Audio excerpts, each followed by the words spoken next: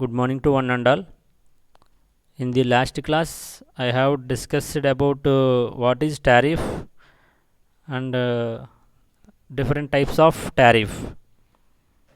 Now, in this class, I will explain about fourth one. Previous class, we are already discussed three types. Coming to fourth one, two-part tariff. When the rate of electrical energy is charged on the basis of maximum demand of the consumer and the units consumed, it is called a two-part tariff. In two-part tariff, the total charge to be made from the consumer is split into two components: fixed charges and running charges. The fixed charges depends upon the maximum demand of the consumer, while the running charges depends upon the number of units consumed by the consumer. Thus, the consumer is charged at a certain amount per kilowatt of maximum demand plus a certain amount per kilowatt hour of energy consumed. That is, total charge equal to B into kilowatt plus C into kilowatt hour rupees, where B equal to charge per kilowatt of maximum demand, C equal to charge per kilowatt hour of energy consumed. This type of tariff is mostly applicable to industrial consumers who have applicable maximum demand. Coming to advantages, it is easily understood by the consumers.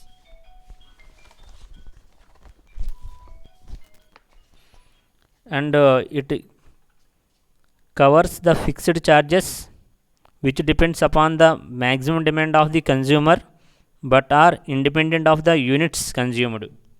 Coming to disadvantages, the consumer has to pay the fixed charges irrespective of the fact whether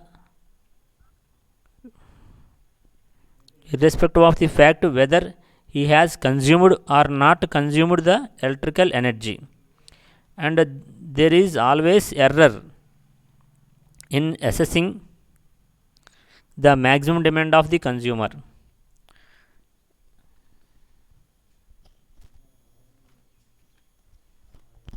And coming to maximum demand tariff, it is similar to two-part tariff with the only difference that the maximum demand is actually measured by installing maximum demand meter in the premises of the consumer.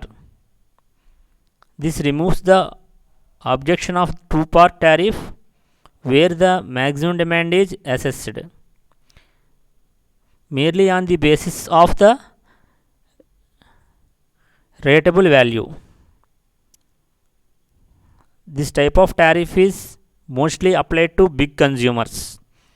However, it is not suitable for small consumers, for example, residential consumer, as a separate maximum demand meter is required. Coming to power factor tariff, the tariff in which power factor of the consumer's load is taken into consideration is known as power factor tariff. In an AC system, power factor plays an important role. A low power factor increases the rating of station equipment and line losses. Therefore, a consumer have low power factor must be penalized.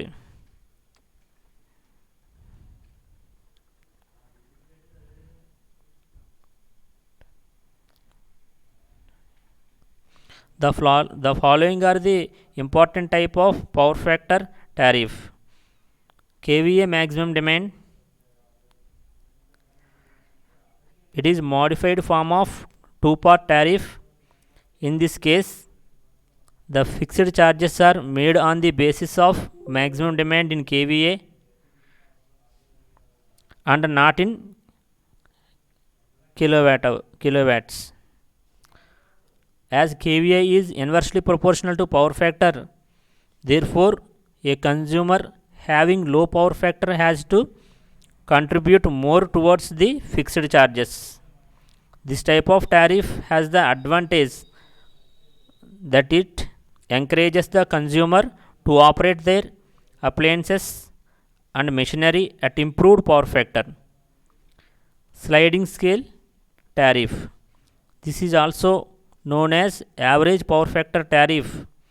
In this case, average power factor, say 0.8 lagging, is taken as reference. In the power factor of the consumer falls below this factor, suitable additional charges are made. On the other hand, if the power factor is above the reference, a discount is allowed to the consumer.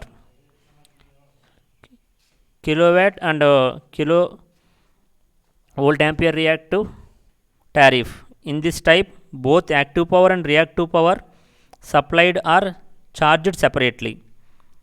A consumer having low power factor will draw more reactive power and hence shall have to pay more charges.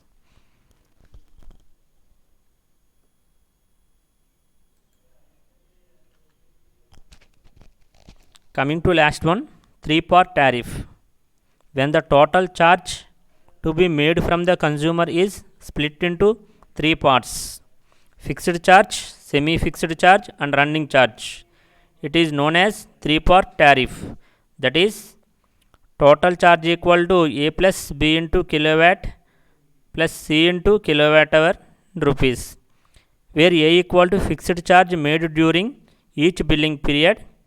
It includes interest and depreciation on the cost of secondary distribution and labor cost of collecting revenues,